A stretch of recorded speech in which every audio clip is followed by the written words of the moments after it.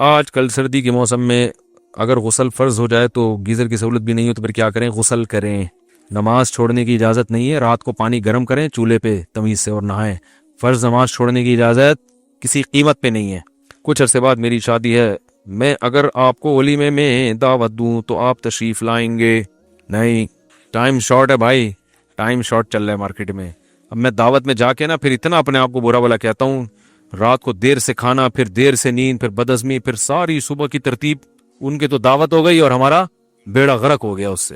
ایسی کی تیسی ہو جاتی ہے، سارا دن خراب گزرتا ہے، سارے کام رہ جاتے ہیں. تو بھائی جس کو بڑی محبت ہے یا تو وہ دوپہر کا، اب پھر دوپہر کو لوگ بلانا شروع کر دیں گے.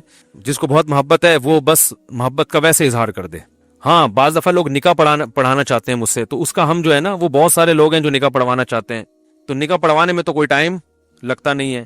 ڈاکٹر فرحان کمبولی یہ بھی انڈیا سے پوچھتے ہیں، اگر میں آپریشن تھیٹرز میں آپریشن کر رہا ہوں اور اس حالت میں میری عصر یا مغرب کی نماز قضا ہو جائے تو کیا میں گناہگار ہوں گا؟ آپریشن کے دوران نماز پڑھنے کا ٹائم نہیں ملتا تو ہم ڈاکٹرز کیا کریں؟ نماز قضا کرنا اسلام میں شرک کے بعد سب سے بڑا گناہ ہے، خوب سمجھ لیں. تو حتی الامکان آپ نے نماز کو بچانا ہے قضا ہونے سے. یہ ڈاکٹروں میں عام مسئلہ ہے کہ خاص طور پہ جو سرجن ہوتے ہیں نا، وہ کہتے ہیں بھائی ہم تو آپریشن کر رہے ہیں. تو دیکھیں، آپ موبائل میں اپلیکیشن ڈالیں اور اس میں نماز کے شروع کا ٹائم اور نماز کب ختم ہو رہی ہے یہ ٹائم آپ نوٹ کریں ڈیلی، کہ آج عصر کی نماز کا ٹائم اتنے بجے شروع ہو رہا ہے، اتنے بجے ختم ہو رہا ہے. مغرب کا ٹائم اتنے بجے شروع ہو رہا ہے، اتنے بجے ختم ہو رہا ہے. ظہر کا ٹائم اتنے بجے شروع ہو رہا ہے، اتنے بجے ختم ہو رہا ہے. تو نمازوں کے ٹائم اتنے لمبے لمبے ہوتے ہیں کہ اس میں آپ پہلے سے ٹائم کو مینیج کریں کہ بھائی میرے آپریشن کا یہ ٹائم ہے تو اس سے پہلے میں نماز پڑھ لوں، یہ آپریشن اس ٹائم ختم ہو رہا ہے اس کے فوراً بعد میں نماز پڑھ لوں. تو آپ کو اتنا ٹائم مل جائے گا. اور اس میں جو ہے یہ جو عصر کی نماز ہے نا، عصر کی نماز، اس میں آپ یہ شافعی وقت میں بھی پڑھ سکتے ہیں. یعنی اگر آپ کو یہ ہے کہ بھئی آپریشن کے دوران نماز ضائع ہونے کا خطرہ ہے تو مثل اول پہ پڑھ لیں. مثل اول کا مطلب کیا ہے کہ ہر چیز کا سایہ جب اتنا ہوتا ہے جتنی وہ چیز ہے، اور زوال کا سایہ نکال کے اس کی ڈیٹیل میں جائے بغیر نا آپ یوں کر لیں کہ اپلیکیشن ڈاؤن لوڈ کریں، اس میں ٹائم لکھا ہوتا ہے کہ عصر حنفی ہے یا عصر شافعی ہے. تو امام شافعی کے نزدیک جو عصر کا ٹائم جلدی شروع ہو جاتا ہے اور سورج کے غروب ہونے سے تھوڑی دیر پہلے تک رہتا ہے، تو ان کے عصر کا ٹائم بہت لمبا ہے. تو خود احناف میں اس پر بھی فتویٰ دیا گیا ہے، تو وہ یعنی فقہ حنفی کے خلاف بھی نہیں ہے. تو حدیثوں میں دونوں طرح ملتا ہے. تو اس لیے اس نماز قضا ہونے سے بہتر ہے کہ اس ٹائم پہ آپ نماز پڑھ لیں، یعنی جب ہر چیز کا سایہ ایک مثل ہو جائے. تو عصر جو شافعی ہے نا، وہ ٹائم کے مطابق آپ عصر پڑھیں گے تو بہت لمبا ٹائم مل جائے گا آپ کو. ایک بات یہ ہو گئی. دوسری بات یہ کہ ایسی مجبوری میں آپ دو نمازیں اکٹھی بھی کر سکتے ہیں، اس طور پر کہ آپ نے اپلیکیشن میں دیکھا بھئی ظہر کا ٹائم ختم ہو رہا ہے شافعی ٹائم کے مطابق 3:30 بجے، اور 3:30 بجے دوسرا عصر کا ٹائم شروع ہو رہا ہے. تو آپ نے کیا کیا؟ وضو کیا، آپ نے ظہر کی نماز 3:30 بجے سے 5 منٹ پہلے پڑھی، اور سلام پھرنے کے بعد 1 منٹ انتظار کیا اور عصر کی نماز کی نیت باندھ لی آپ نے، تاکہ دو نمازیں آپ کی اکٹھی ہو جائیں، کیونکہ آپ نے آپریشن کرنا ہے، ظاہر ہے وہ بھی ضروری ہے. اسی طرح مغرب عشاء میں بھی کر سکتے ہیں آپ. تو مغرب میں آپ نے یہ کیا کہ بھی مغرب کی نماز کو ڈیلے کیا، جب دیکھا کہ بھئی عشاء کا ٹائم شروع ہونے والا ہے تو مغرب اور عشاء اکٹھی پڑھ لی آپ نے. اکٹھی کا مطلب مغرب کے ٹائم پہ، اور ادھر سلام پھیرا آپ نے، عشاء کا ٹائم بھی شروع ہو گیا تو فوراً آپ نے عشاء پڑھ لی. تو ایسی مجبوری میں سفر ہو یا حضر ہو، بارش ہو یا بارش نہ ہو، اور بیماری ہو یا نہ ہو، تو مجبوری میں اس طرح سے نمازیں اکٹھی بھی کی جا سکتی ہیں. تو آپ نے نماز کو قضا نہیں ہونے دینا کسی بھی صورت میں، اور پہلے سے ٹائم ٹیبل بنا کے رکھیں گے نا اس طریقے سے، تو انشاءاللہ نمازیں اپنے ٹائم پر ہو جائیں گی اور قضا ہونے کی نوبت نہیں آئے گی. قضا صرف اسی صورت میں ہوگی جب آپ نے سورج کے زائل ہونے کے بعد، زوال شمس کے بعد آپریشن شروع کیا، اور اتنا لمبا آپریشن چلا ہے آپ کا کہ جی وہ گویا کہ غروب آفتاب تک چلتا ہی رہا ہے آپریشن، تو پھر تو ظاہر ہے ٹائم ہی نہیں ملا نماز کا. تو ایسی مجبوری تو میرا خیال ہے ڈاکٹروں کو نہیں ہوتی ہے تو کبھی کبھار ہی شاید ہوتی ہو. تو اس طرح سے آپ عمل کریں، جیسے ہی نماز کا وقت داخل ہو فوراً نماز پڑھ لی. اور اگر نماز کا وقت جیسے ہی داخل ہوا ہے اور ٹائم ابھی داخل نہیں ہوا، آپریشن کر رہے ہیں آپ اس ٹائم پہ، تو پھر آپ دیکھیں کہ ختم کب ہو رہا ہے تو آخری وقت میں لے جائیں. تو عصر میں آپ کو اختلاف سے فائدہ اٹھا سکتے ہیں، فقہا کے اختلاف سے. آپ مثل اول پہ بھی پڑھ سکتے ہیں، مثل ثانی پہ بھی پڑھ سکتے ہیں، یعنی حنفی وقت پہ بھی پڑھ سکتے ہیں، شافعی وقت پہ بھی پڑھ سکتے ہیں. تو عصر میں یہ گنجائش ہے آپ کے لیے، بلکہ جو بھی ضرورت مند ہوگا اس کے لیے بھی گنجائش ہے یہ. اور ظہر میں آپ مجبوری میں ڈیلے بھی کر سکتے ہیں، یعنی ظہر میں آپ وہ ٹائم لے لیں کہ تھوڑا سا اس کو ڈیلے کر دیں، مثل یعنی جو شافی وقت میں عصر کا ٹائم شروع ہوتا ہے لیکن امام ابو حنیفہ کے نزدیک ظہر کا ٹائم ختم نہیں ہوتا، تو آپ نے اس وقت تک مجبوری میں ظہر کو پڑھ سکتے ہیں آپ. یعنی جب جو ہندوستان اور پاکستان میں جس ٹائم پہ عصر پڑھی جاتی ہے نا، اس کے وقت شروع ہونے سے پہلے ظہر کو مجبوری میں ڈیلے کیا جا سکتا ہے. تو اس طرح سے آپ پڑھ سکتے ہیں. پھر بھی موقع نہ ملے آپ کو تو پھر ظاہر ہے جان بچانا ضروری ہے. تو ایسی صورت میں اگر قضا کریں گے نماز تو اللہ کی رحمت سے امید ہے انشاءاللہ گناہگار نہیں ہوں گے، کیونکہ اس کو تو کھلا چھوڑ کے نہیں جا سکتے نا. آپ نے آپریشن کیا، بندہ کھلا ہوا ہے، آپ نماز کی نیت باندھ لی، وہ بندہ کہہ رہا ہے بھائی میری یا تو مجھے ادھر ٹھکانے لگا یا ادھر کر، مجھے ایک طرف کر دے بھائی تو مجھے تو جان بچانے کے لیے تو پھر جائز ہے آپ کے لیے نماز ایسی مجبوری میں چھوڑنا. لیکن وہ آخری درجہ ہے. حتی الامکان پوری کوشش کرنی ہے ٹائم ٹیبل بنا کے. یعنی میری بات ذرا لمبی ہو گئی، پیچیدہ بھی ہو گئی، تو آپ نے ٹائم کا پتہ ہونا چاہیے نماز کا وقت داخل کب ہو رہا ہے اور ختم کب ہو رہا ہے. تو اس ٹائم کے حساب سے آپ نے 4 فرض ہی تو پڑھنے ہوتے ہیں نا، وضو پہلے سے کر کے رکھیں اور وہیں پہ نیت باندھ کے 4 فرض پڑھ لیں، تو اس میں کوئی اتنا بڑا مسئلہ نہیں. اچھا بھائی، اسلامک کریڈٹ کارڈ بنانا. پاکستان سے کسی نے پوچھا فیصل اسلامک بینک نے اسلامک کریڈٹ کارڈ نور کارڈ لانچ کیا ہے، کیا یہ اسلامک کریڈٹ کارڈ استعمال کرنا ٹھیک ہے؟ دیکھیں، اسلامک بینکوں کی کوشش ہوتی ہے کہ کوئی کام شریعت کے خلاف نہ ہو، اور وہاں شریع ایڈوائزر بیٹھے ہوتے ہیں، علماء بیٹھے ہوتے ہیں. تو اسلامک کریڈٹ کارڈ جو فیصل بینک نے لانچ کیا ہے، جو جہاں تک مجھے معلومات ہیں، میں نے دوسرے علماء سے بھی، جو سینئر علماء ہیں ان سے بھی رابطہ کیا ہے اس بارے میں، تو بذات خود تو اس کا سسٹم جائز ہے. لیکن دارالعلوم کورنگی نے بھی ابھی تک جواز کا فتویٰ نہیں دیا. وجہ اس کی ہے کہ کریڈٹ کارڈ کا اس طرح سے ایک نظام کا حصہ بنا کے اس کو یعنی پھیلانا اور چلانا، تو جب آپ کے پاس پیسے نہیں ہیں تو اصول تو یہی ہے نا کہ نہ کریں، آپ شاپنگ نہ کریں آپ. تو اس کو اس طرح ایک نظام کا حصہ بنا کے پروموٹ کرنا، یہ بہرحال ایک قابل اشکال ہے. تو اس لیے علماء اس کی حوصلہ افزائی بہرحال نہیں کرتے. حرام تو نہیں کہتے لیکن حوصلہ افزائی بھی نہیں کرتے. اسلامک بینکوں کو اس سے بچنا چاہیے. تو کراہت بہرحال ہے. تو اگر کسی کو کوئی مجبوری ہے تو کریڈٹ کارڈ کا وہ استعمال کرے. اگر مجبوری نہیں ہے تو احتیاط بچنے میں ہی ہے.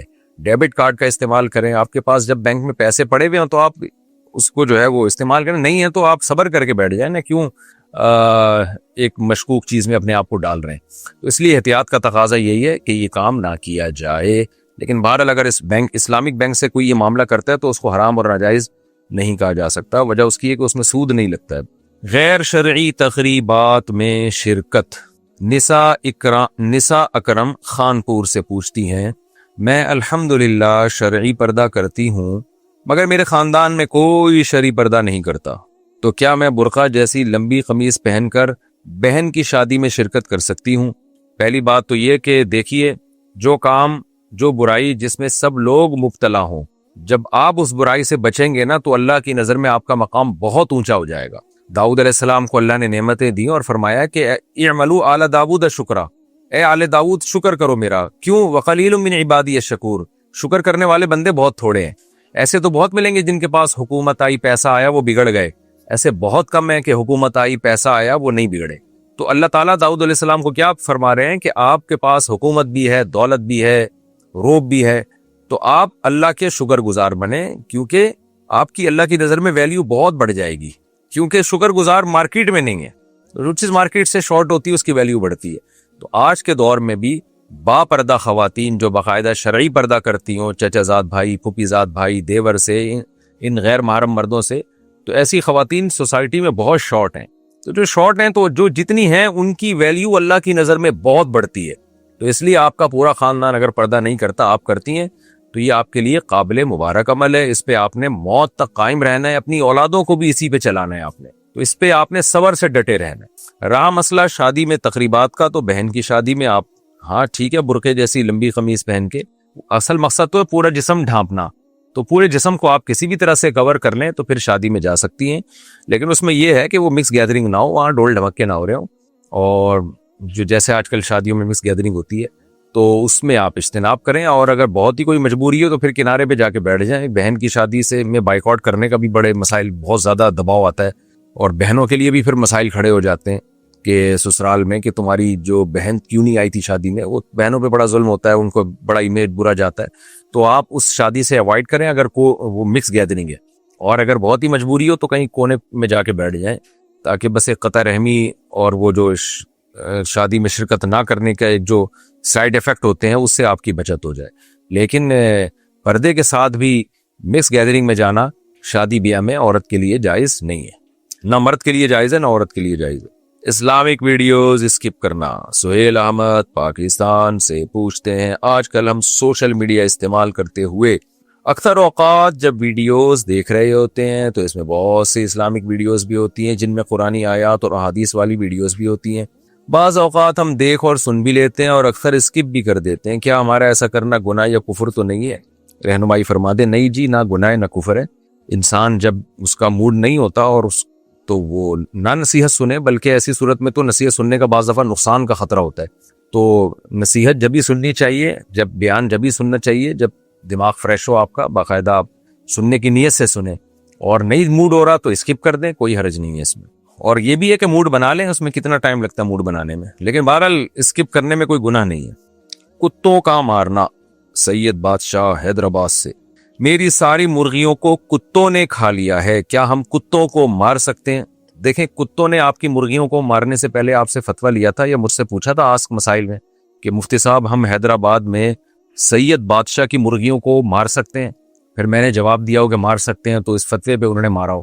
تو جب کتوں نے ہم سے پوچھے بغیر آپ کی مرغیاں مار دیں تو آپ بھی ہم سے پوچھے بغیر ان کتوں کو مار دیں. آپ باقی کتوں کو مارنے کا کیا حکم ہے؟ تو جب کتے زیادہ ہو جائیں تو حدیث میں ان کو مارنے کا حکم ہے. صحیح مسلم کی حدیث ہے، نبی صلی اللہ علیہ وسلم نے مدینہ میں کتوں کے مارنے کا حکم دیا کیونکہ بہت زیادہ ہو گئے تھے. وجہ اس کی یہ ہے کہ وہ آپ کتوں کو نہیں ماریں گے تو کتے آپ کو ماریں گے. جیسے کہ کراچی میں کتے لوگوں کو مار رہے ہیں، بائکوں سے لوگ کتوں سے ٹکرا رہے ہیں. 4-5 لنگڑے میں دیکھ چکا ہوں اب تک کراچی میں جن کی ہسٹری یہ ہے کہ وہ کتوں سے ٹکرا کے گرے، اور پتہ نہیں کتنے سینکڑوں لنگڑے ہو چکے ہیں کراچی میں. کچھ تو مر چکے ہیں کتے سے ٹکرا کے، ایکسیڈنٹ ہوا. تو کتے ہی کتے پھیلے جا رہے ہیں اور گورنمنٹ کی طرف سے ان کے مارنے پر پابندی ہے. کیوں؟ جب بھی ہم بات کرتے ہیں تو وہ کہتے ہیں کہ جی جو اینیمل لورز ہیں یا جو جانوروں کے حقوق کی تنظیمیں ہیں وہ ناراض ہوتی ہیں. واللہ عالم حقیقت کیا ہے. تو انسانوں کا حق پہلے، کتوں کا بعد میں. تو خدا را یہ کراچی سے تو کتے ختم کر دو. ابھی چند دن پہلے ایک بزرگ فجر کی نماز پڑھ کے نکلے، 4-5 کتوں نے ان پہ حملہ کیا ہے، ان کو زخمی کر دیا. پھر کتے تو پاگل بھی ہوتے ہیں، ان کے زخم سے وہ انجیکشن لگوانے پڑتے ہیں اور ہمیں پتہ بھی نہیں ہوتا یہ کتا پاگل ہے یا نہیں. جو بھی کتا کاٹے گا آپ کو ٹیکے سارے ہی لگانے پڑیں گے. تو کتے کو تو پتہ ہوتا ہے سامنے والے کے بارے میں کہ یہ کیا ہے، لیکن ہمیں کتوں کے بارے میں پتہ نہیں ہوتا.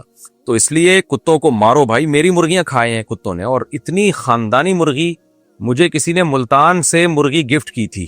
وائٹ مرغا تھا، وائٹ مرغی تھی. تو ڈبے میں بیچارے لے کر آئے تھے وہ ملتان والے. 2 دن تک تو وہ ڈبے سے اٹھ ہی نہیں سکے، وہ ان کی ٹانگیں ہی اکڑ گئی تھی.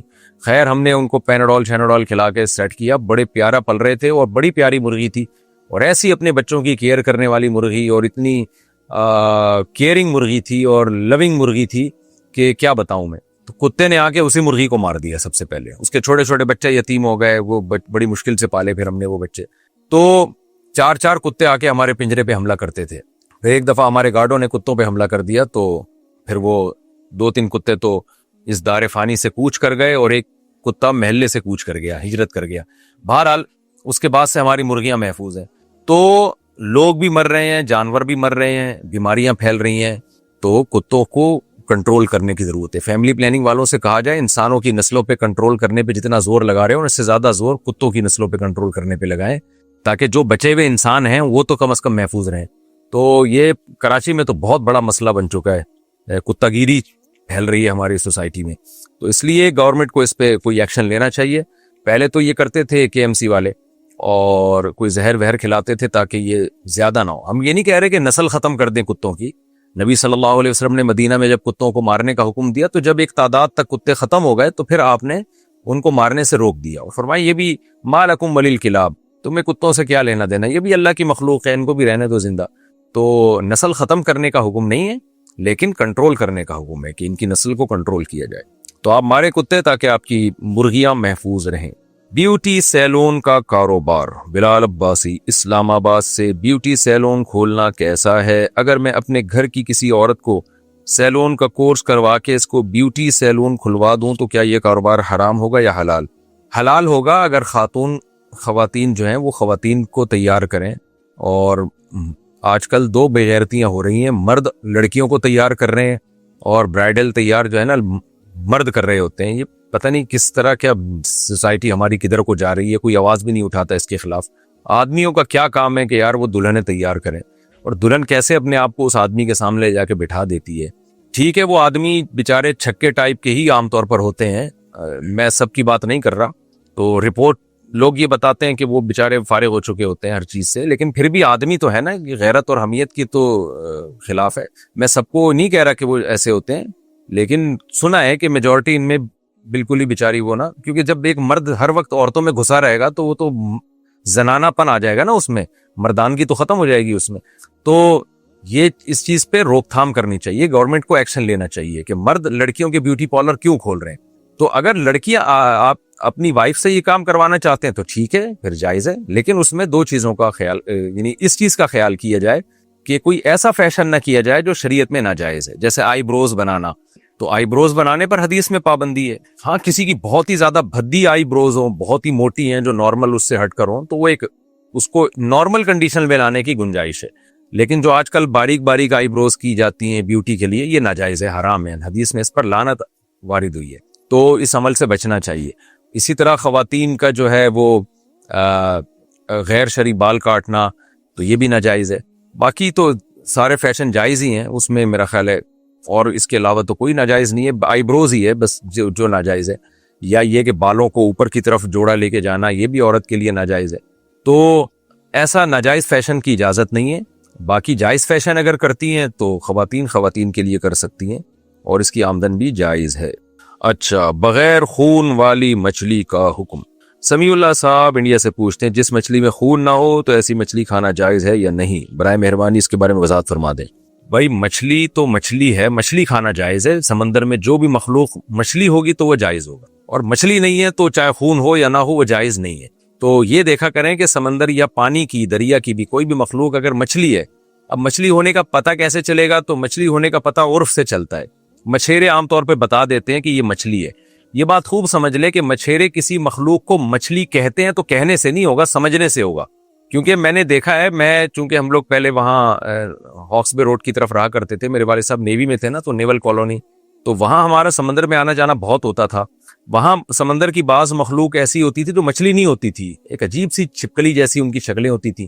تو مچھیرے کیا کرتے تھے، اس کو حرام مچھی کہہ کے پھینک دیتے تھے. تو اب ظاہر ہے جو مچھلی ہے وہ حرام نہیں ہے، جو حرام ہے وہ مچھلی نہیں ہے، لیکن مچھیروں نے اس کا نام ہی حرام مچھلی اپنی سہولت کے لیے رکھا تھا، کیونکہ وہ مچھلی نہیں لگتی تھی، عجیب سی مخلوق ہوتی تھی، نہ اس میں ریڑھ کی ہڈی ہے، نہ گلپھڑے ہوتے تھے، ایک چھپکلی نما ایسی کوئی مخلوق. تو وہ اس کو انہوں نے اپنی آسانی کے لیے نام رکھ دیا حرام مچھی. تو بعض دفعہ مچھیرے یا لوگ اپنی آسانی کے لیے بھی کسی جنس کا نام رکھ دیتے ہیں، تو اس نام کا مطلب یہ نہیں ہوتا کہ انہوں نے اس کو مچھلی سمجھنا شروع کر دیا ہے. اس کی مثال ایسے جیسے سمندری گھوڑا. اب سمندری گھوڑا تھوڑی ہوتا ہے وہ تو، لیکن گھوڑے کی طرح کا ہوتا ہے ہلکا سا، تو لوگوں نے ایک سہولت کے لیے نام رکھا، مارکیٹ میں کوئی اور نام ملا نہیں تو اس کو سمندری گھوڑا کہہ دیا. تو اہل لغت بعض دفعہ کسی چیز کو کوئی نام دے دیتے ہیں مگر وہ سمجھتے نہیں ہیں کہ یہ ہے. تو اہل لغت کا سمجھنا ضروری ہے. مثال کے طور پر جھینگے میں بھی ہم یہی کہتے ہیں، جھینگے کو اگر کسی کتاب میں مچھلی لکھ بھی دیا ہے تو سمجھا نہیں جاتا. اگر آپ کہتے ہیں کہ کسی سے کہتے ہیں بھائی جھینگا لے کر آؤ، مچھلی لے کر آؤ، تو کبھی بھی وہ جھینگا نہیں لے کر آئے گا.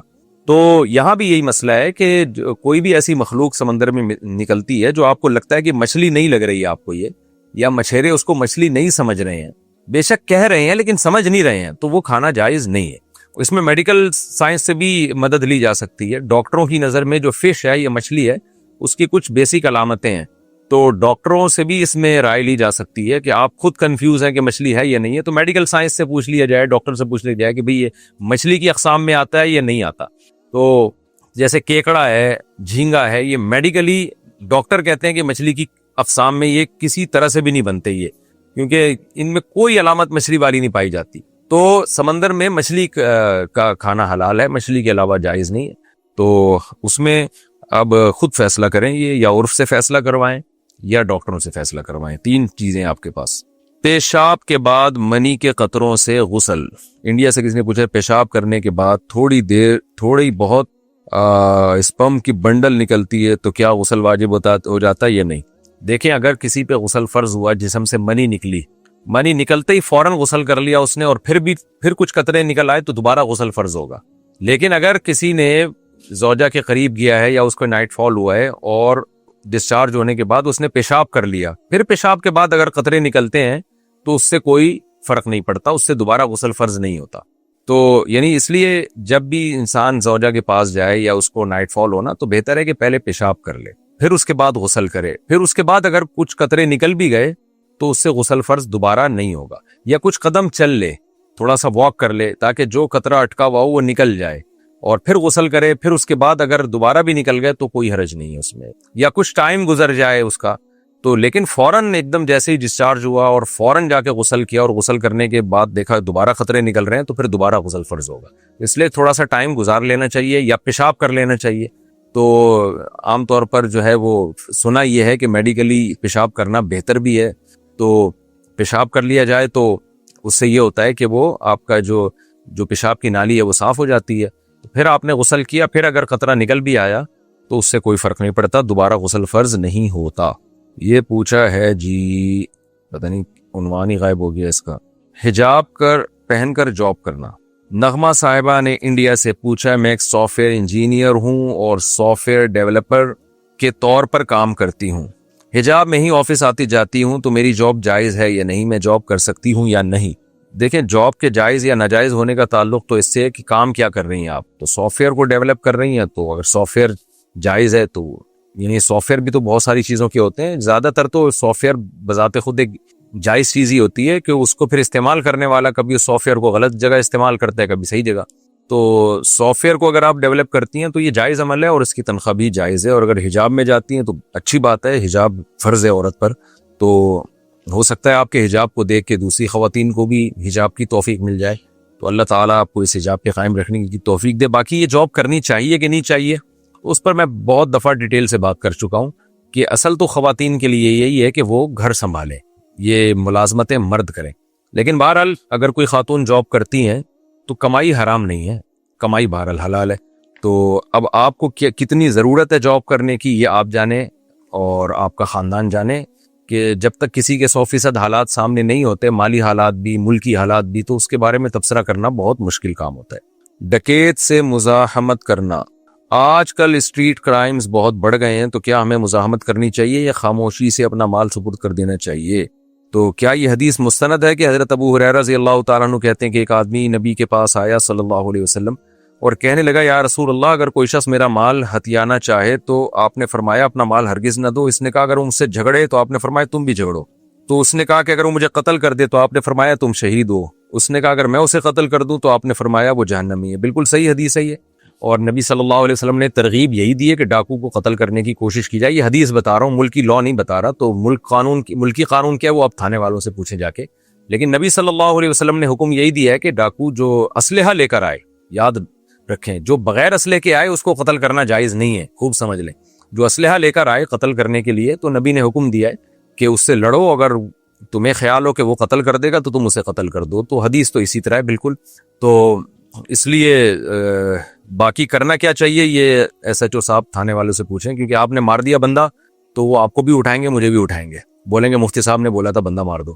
تو میں تو آپ کے سامنے حدیث رکھی ہے, باقی کرنا کیا ہے یہ آپ جانیں اور علاقے کی پولیس جانے, ٹھیک ہے نا. لیکن اس میں ایک چیز کا خیال کریں, بعض دفعہ آپ بالکل نہتے ہوتے ہیں, ڈاکو آتا ہے بندوق یہاں رکھتا ہے اور آپ ذرا سی مزاحمت کرتے ہیں وہ اڑا دیتا ہے, تو آپ نے تو ڈاکو کا کچھ بھی نہیں بگاڑا اور آپ شہادت کے مرتبے تک پہنچ جاتے ہو, تو آپ کو تو ثواب مل جائے گا. لیکن پیچھے جو بیچارے یتیم بچے ہیں, جو یہ بیوہ ہے اور جو آپ کے ماں باپ ہیں, وہ ساری زندگی تڑپتے رہتے ہیں. تو اس لیے مزاحمت کا جو ہے نا, کچھ جسم میں کچھ ہو تو آدمی کچھ, یعنی آپ کو کے پاس کچھ ہو تو مزاحمت کرتا ہوا بندہ اچھا لگتا ہے. کچھ بھی نہیں ہے تو پھر چپکے سے نکال کے دے ہی دینا چاہیے اس کو, کیونکہ وہ آگے بڑے مسائل ہوتے ہیں. ڈاکوؤں کا کچھ نہیں جاتا, آپ کا پورا خاندان تباہ و برباد ہو جاتا ہے. تو اس لیے یہ اس پہلو کو بھی سامنے رکھنا چاہیے. نبی کوئی فرض نہیں قرار دیا, ترغیب دی ہے. کوئی فرض واجب نہیں قرار دیا, ترغیب دی ہے. تو ترغیب یہی ہے, ہونا یہ چاہیے کہ اس حدیث پر اگر کسی نے عمل کرنا ہو تو محلے والے پکڑ کے, یا جو لوگ ہیں نا وہ سارے ساتھ دیں. جو شخص ڈاکو کو پکڑ رہا ہے اس کا ساتھ دیں. حدیث کا یہ مطلب ہے. میں پھر بتا رہا ہوں, یہ میرا مطلب نہیں ہے, میں نہیں کہہ رہا کہ ڈاکو کو آپ قتل کریں, حدیث کہہ رہی ہے کہ ڈاکو کو آپ قتل کر دیں. تو اس لیے کوئی تھانے والوں کو اگر کوئی کیس بنانا ہے تو میرے خلاف نہ بنائیں, وہ پھر بخاری کے خلاف یا مسلم کے خلاف جا کے بنائیں, یا اس بندے کے خلاف بنائیں جس نے پوچھا ہے, اس کے بیچارے کے خلاف نہ بنائیں. وہ تو پوچھ تو کوئی بھی کچھ بھی سکتا ہے نا. پسند کی شادی سے والدہ کی ناراضی. پاکستان سے کسی نے پوچھا میری والدہ چاہتی ہیں کہ میں ان کے رشتہ دار کی بیٹی سے شادی کروں، وہ لوگ بہت اچھے اور والدہ کو لگتا ہے کہ ہمارا فرض بنتا ہے کہ ان سے رشتہ مانگے، اور میں چاہ رہا ہوں کہ کہیں اور کروں، لیکن جب بھی بات کرتا ہوں تو والدہ رونا دھونا شروع کر دیتی ہیں، میں کیا کروں؟ اپنی پسند سے بھی کرنا چاہتا ہوں اور والدہ کا دل بھی نہیں توڑنا چاہتا، مہربانی فرمائے۔ کتنا زبردست آسان آپشن ہے، وہاں بھی کریں وہاں بھی کریں، جہاں خود دل چاہ رہا ہے وہاں بھی کر لیں اور وہاں بھی کر لیں جہاں اماں چاہ رہی ہیں، 2 شادیاں کر لیں اور پھر دو رہ جائیں گی آپ کی۔ تو ایک اس نیت سے کر لیں کہ مفتی صاحب شادیوں کی اتنی ترغیب دیتے ہیں کہ چلو ایک اور کر لو پھر اس بہانے، پھر باقی ایک ہی رہ جائے گی، تو ہاتھی نکل گیا دم رہ گئی، تو ایک اور کر لیں پھر تاکہ نصاب پورا ہو جائے۔ تو بھائی اس میں رونے دھونے والی بات نہیں ہے، آپ کر لیں، والدہ جہاں کہہ رہی ہیں وہاں بھی کر لیں اور جہاں آپ کا دل چاہ رہا ہے وہاں بھی کر لیں۔ رکوع کی تسبیحات کی تعداد یاد نہ رہے تو کیا کریں ہم؟ بنت حوا بہاولپور سے پوچھتی ہیں رکوع سجدے میں 3 سے زیادہ، مثلا 5-7 بار سبحان ربی العظیم یا سبحان ربی الاعلیٰ پڑھنے میں بعض دفعہ صحیح تعداد ذہن میں نہیں رہتی، اگر بھول جائیں تو کیا کرنا ہوگا؟ کچھ بھی نہیں کرنا ہوگا، کوئی اتنا اہم مسئلہ نہیں ہے یہ، 3 دفعہ پڑھ لیں، 5 دفعہ پڑھ لیں، 7 دفعہ پڑھ لیں، نہیں تو پڑھتے رہیں جتنی اللہ توفیق دے، اس میں بھولنے سے کوئی فرق نہیں پڑتا۔ غسل کرتے وقت کلی کرنا بھول جائیں تو؟ انڈیا سے کسی نے پوچھا اگر ہمارے اوپر غسل فرض ہو جائے تو صبح جب ہم برش کرتے ہیں تب اچھی طرح منہ دھو لیتے ہیں، اگر ہم نے 2 گھنٹے بعد غسل کرتے ہوئے منہ نہیں دھویا تو چلے گا؟ بھائی اگر غسل کرتے ہوئے کلی کرنا یاد نہیں رہا لیکن بعد میں آپ نے کلی کر لی، کسی بھی طرح برش کر لیا تو اس میں کلی تو کرتا ہے انسان، تو وہ فرض ادا ہو جائے گا۔ اصل تو سنت یہی ہے کہ غسل کے میں کلی کریں پہلے، پھر ناک میں پانی، پھر باقی، پھر وضو کر کے پھر پورا غسل کریں، لیکن اگر اس وقت کلی نہیں کی بھول گئے تو جب یاد آیا اس وقت کر لیں، یا برش کرتے ہوئے کلی ہو گئی تو بھی غسل خود بخود پورا مکمل ہو جائے گا، لیکن اس کلی سے پہلے جو نماز پڑھی ہے وہ نماز پھر لوٹانی پڑے گی، خوب سمجھ لیں۔ میرے شوہر کا مجھ سے جھگڑا چل رہا تھا تو غصے میں انہوں نے کہہ دیا تم آزاد ہو، اور وہ کہہ رہے ہیں کہ میری نیت یہ نہیں تھی تمہیں طلاق دینے کی۔ آزاد کے بارے میں نے بتایا کہ میں نے لفظ آزاد سے طلاق کے بارے میں پورا ایک کلپ ریکارڈ کروایا ہے، آپ یوٹیوب پہ لکھیں لفظ آزاد سے طلاق مفتی طارق مسعود تو پورا ایک کلپ آ جائے گا، وہ خاص طور پر علماء کے لیے، کیونکہ عرف میں لفظ آزاد کا استعمال جو ہے بہت تبدیلی سے چینج ہوا ہے، اس کی پوری ڈیٹیل ہے اس میں۔ باقی یہ جو آپ کا کیس ہے جو خاتون نے پوچھا ہے کہ میرے شوہر نے مجھے کہا کہ تم آزاد ہو، تو اس میں کوئی لفظ میں ایسا قرینہ موجود نہیں ہے جس سے ہم یقینی طور پہ طلاق مراد لیں۔ بعض دفعہ غصے میں بھی شوہر کہہ دیتا ہے تم آزاد ہو، تو مطلب ہے کہ تم جو کرنا چاہ رہی ہو اس میں تم آزاد ہو، تو اگر شوہر کی نیت طلاق کی نہیں ہے اور وہ دعویٰ کر رہے ہیں کہ میری طلاق کی نیت نہیں تھی تو پھر طلاق واقع نہیں ہوگی۔ میرے والدہ کے والد کا انتقال ہوا اور میری والدہ کا والد کی زندگی میں انتقال ہوا، تو کیا ہمیں اپنے نانا کی وراثت میں سے حصہ ملے گا؟ یہ بھی بہت زیادہ مسئلہ پوچھا جاتا ہے۔ دیکھیں کسی وارث کا اپنے مورث کی زندگی میں اگر انتقال ہو گیا تو اس کی وراثت ختم ہو جاتی ہے۔ جس بیٹے کا اپنے باپ کی زندگی میں انتقال ہو گیا تو پھر باپ کی وراثت میں اس بیٹے کا حصہ نہیں رہتا، جس بیٹی کا باپ کی زندگی میں انتقال ہو گیا تو اس بیٹی کا حصہ ختم۔ اب جب بیٹی کا حصہ ختم تو ظاہر ہے جو حصہ اس بیٹی کا اس کی اولاد کی طرف آنا تھا وہ بھی نہیں آئے گا۔ یعنی اس کی مثال ایسے ہے کہ جیسے زید کی بیٹی ہے زینب، زید کا انتقال ہوا تو زید کی وراثت ملنی تھی زینب کو، لیکن زینب نے اپنی وراثت لیے بغیر دنیا سے چلی گئی تو آٹومیٹیکلی اس زینب کی وراثت پھر آگے اس کی اولاد میں ڈیوائیڈ ہو جائے گی، اس کے شوہر اور اولاد میں۔ لیکن اگر زینب کا انتقال زید کی زندگی میں ہی ہو گیا تو پھر زید کے مرنے کے بعد زینب ہے ہی نہیں تو اس کی وراثت کہاں سے ہے؟ تو جب اس کی وراثت نہیں ہے، زینب ہی کو نہیں ملے گی تو پھر زینب کی اولاد میں بھی نہیں جائے گی۔ تو یہ مسئلہ خوب اچھی طرح سمجھ لیں۔ تو اس لیے کسی کا بھی انتقال جب اس کے والد کی زندگی میں ہو جاتا ہے یا اس کے جس سے بھی اس کو وراثت ملنی ہے تو اس کی زندگی میں ہو جاتا ہے تو اس کا حصہ ساقط، جب اس کا ساقط تو اس کی آگے آل اولاد اور جتنے بھی اس کے وارثین ہیں ان کا بھی حصہ ختم ہو جاتا ہے۔ تبھی یتیم پوتے کی وراثت نہیں ہوتی اگر بیٹا موجود ہے۔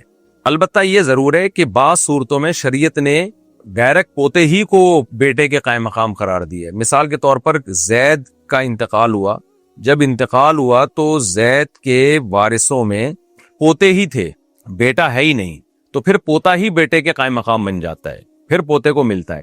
اس لیے نہیں کہ بیٹے کا حصہ یہاں آ رہا ہے، بلکہ بیٹے کا نہیں، ڈائریکٹ باپ کا حصہ پھر پوتے کو جا رہا ہوتا ہے۔ تو اسی طرح کسی کی بیٹیاں نہیں ہیں تو پوتیاں ہیں، یعنی بیٹے بھی نہیں ہیں اور بیٹیاں بھی نہیں ہیں، بلکہ ڈائریکٹ پوتے اور پوتیاں ہیں، تو پوتے اور پوتیوں کو پھر وراثت ملے گی۔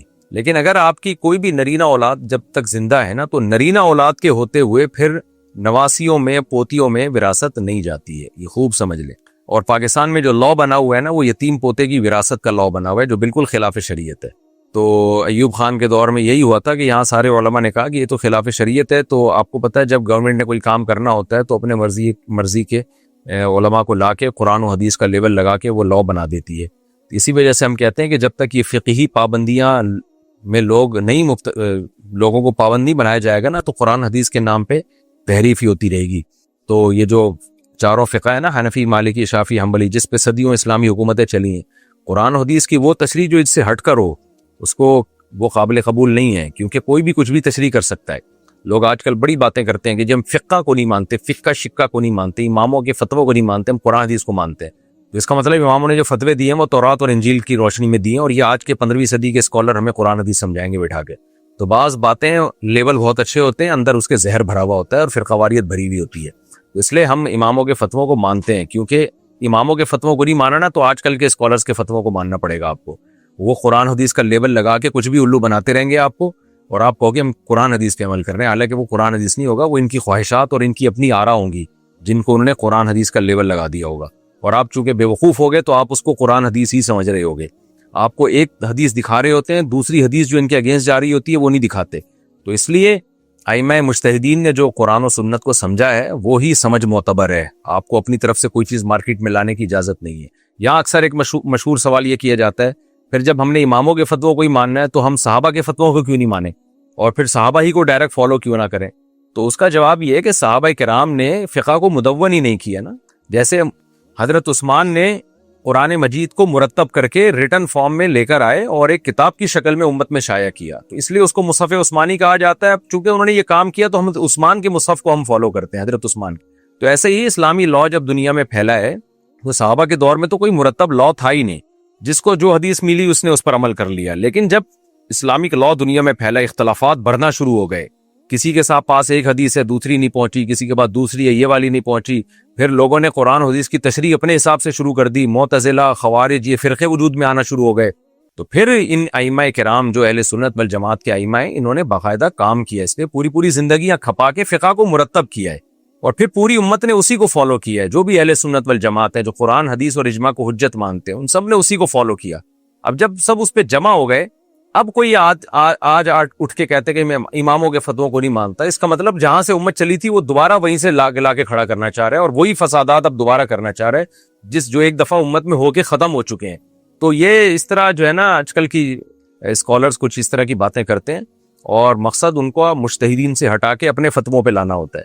تو اس لیے جب تک یہ چیز نہیں ہوگی تو یہ امت ٹوٹتی پھوٹتی رہے گی اور تباہ و برباد ہوتی رہے گی۔ تو اس لیے جو اجماعی بات ہے نا، جو اجماع سے ثابت ہے، وہ یہی ہے کہ جس وارث کا انتقال زندگی میں ہی ہو جائے، مورث کی زندگی میں، مورث وہ جس کی وراثت آگے ٹرانسفر ہونی ہے، تو زندگی میں انتقال ہو گیا تو اس کا حصہ ختم ہو گیا۔ مفتی صاحب، میرے ساتھ مسئلہ یہ ہے کہ میں رات کو میری آنکھ کھلتی ہے، میں واش روم جاتا ہوں، تو فجر کی نماز میں ابھی 1.5 گھنٹہ باقی ہوتا ہے، اس کے بعد جب میں سوتا ہوں تو میری پھر فجر میں آنکھ نہیں کھلتی، تو کیا شرعاً میرے لیے سونا حرام ہے، ناجائز ہے؟ کیا مجھے فجر کی نماز کے لیے 1.5 سے 2 گھنٹہ جاگنا پڑے گا؟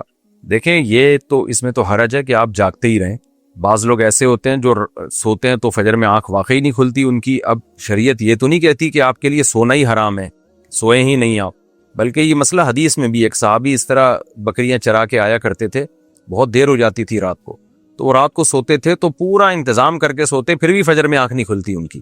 تو نبی صلی اللہ علیہ وسلم نے ان کے اس عمل کو قابل عفو اور قابل معافی قرار دیا، اس لیے کہ یہ تو بس میں ہی نہیں ہے نا۔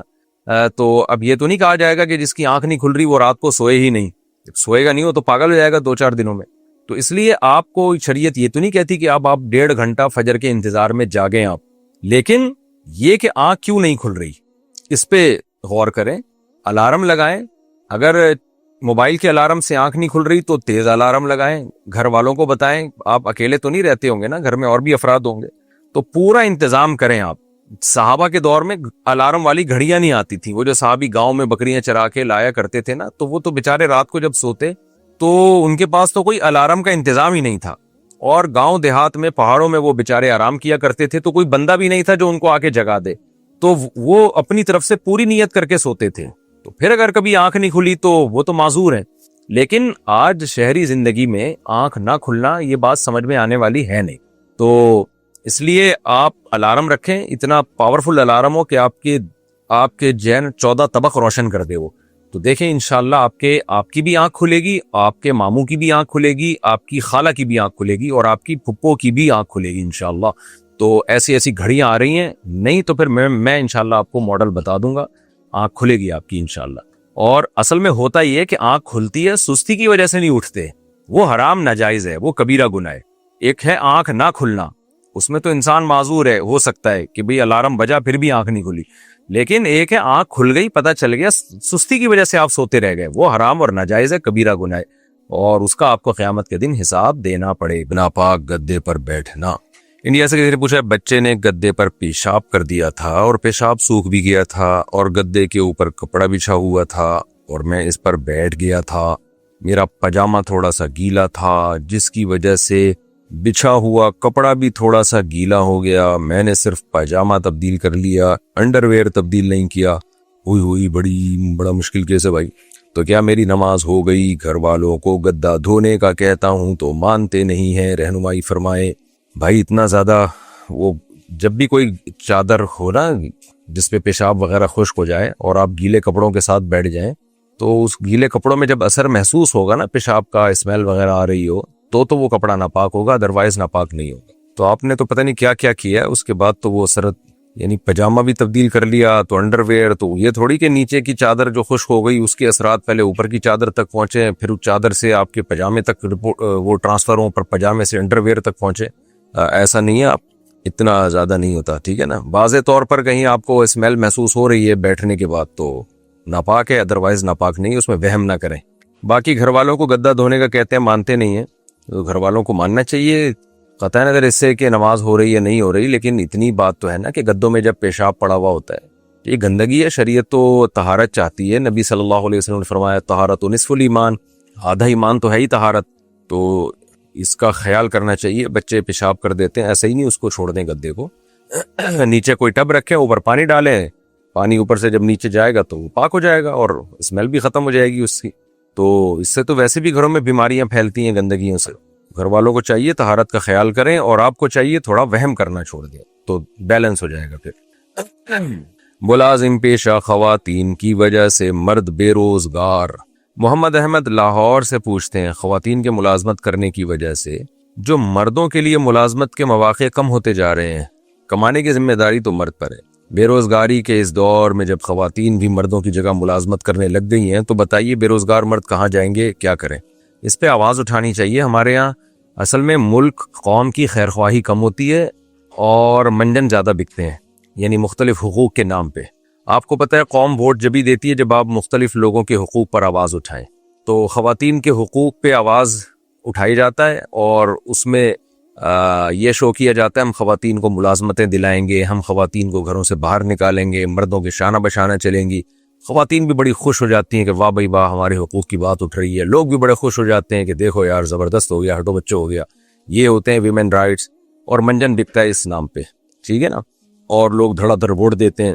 تو جو بھی اس طرح کی تقریریں کرے ان کو اپریشیٹ کیا جاتا ہے. یہ نہیں دیکھا جاتا کہ اس کے سوسائٹی پہ اثر کیا پڑ رہا ہے, اس کی ملک کو, کنٹری کو ضرورت بھی ہے یا نہیں ہے. ہمیشہ اجتماعی مفاد, اجتماعی فائدے سامنے رکھے جاتے ہیں کہ کنٹری کو ضرورت ہے یا نہیں. آپ نے پورے ملک میں 17 گریڈ کے آفیسر پیدا کر دیے, 18 گریڈ کے آفیسر پیدا کر دیے, سب کو وہ تعلیم دے دی, ملک کو تو ضرورت ہی نہیں ہے, باقی ملازمت کون کرے گا پھر؟ تو ظاہر ہے ہو نہیں سکتا نا ایسا. آپ نے سارے میڈیکل کالج میں پوری قوم کو داخلہ دے دیا کہ سب ڈاکٹر بنیں گے, سب کا حق ہے ڈاکٹر بننا. تو یہ آپ کے بے وقوف ہونے کی علامت ہوگی کہ بھائی سب ڈاکٹر کیوں بنیں گے بھائی, اور دیگر شعبے ہیں وہ کون سنبھالے گا, مریض کون بنے گا پھر جب سارے ہی ڈاکٹر بنیں گے. تو ہمارے یہاں ایک بھیڑ چال ہے. تو ایسا ہی خواتین کو خوش کرنے کے لیے نعرہ لگایا جاتا ہے. ایک تو یہ بڑا نعرہ لگایا جاتا ہے کہ دوسری شادی نہیں کر سکتے, اس کے سائیڈ ایفیکٹ کیا ہیں, اور جو دوسری کی بات کر رہا ہو اس کو خواتین کا ظالم سمجھا جاتا ہے کہ یہ ظلم کر رہا ہے عورتوں پہ, حالانکہ وہ عدل کر رہا ہوتا ہے, وہ ان کے حقوق کی آواز اٹھا رہا ہوتا ہے. تو ایسے ہی خواتین کی ملازمتوں کی نا تحریکیں چلی ہیں دنیا میں, اور ہمارے ملک میں بھی, کہ ان کا حق ہے کہ وہ گھر سے نکلے, ان کا رائٹ ہے کہ وہ جاب کریں. اس سے جو بیڑا غرق ہو رہا ہے سوسائٹی میں, وہ عورت کا بیڑا غرق, مردوں کا نہیں. مردوں کا تو یہ ہو رہا ہے بیروزگاری بڑھ رہی ہے, لیکن اس سے مردوں کو نقصان ہونے والا نہیں ہے. وجہ اس کی ہے کہ یہ جب عورت کی کمائی ان کے منہ کو لگے گی تو وہ بیروزگاری پہ انجوائے کریں گے, وہ کہیں گے اچھا ہے بیروزگاری بڑھے. فلپائن کی مثال آپ کے سامنے ہے. فلپائن میں ایسا ہی ہوا ہے, پہلے انہوں نے خواتین کو گھروں سے نکالا, جاب دلائی, پھر مردوں نے کیا کیا, جاب لیس جب ہونا شروع ہوئے تو آہستہ آہستہ ان کو جاب لیس ہونے کی عادت پڑ گئی. شروع میں تو یہ ہوتا تھا کہ لڑکیوں کو رشتے چاہیے ہوتے تھے ان مردوں کے جو روزگار ہو جن کا اچھا, لیکن جب وہ مرد ہی شارٹ ہونا شروع ہو گئے تو جیسے مرد کی ضرورت عورت ہے, عورت کو بھی تو مرد چاہیے نا, آدمی تو اس کو بھی چاہیے.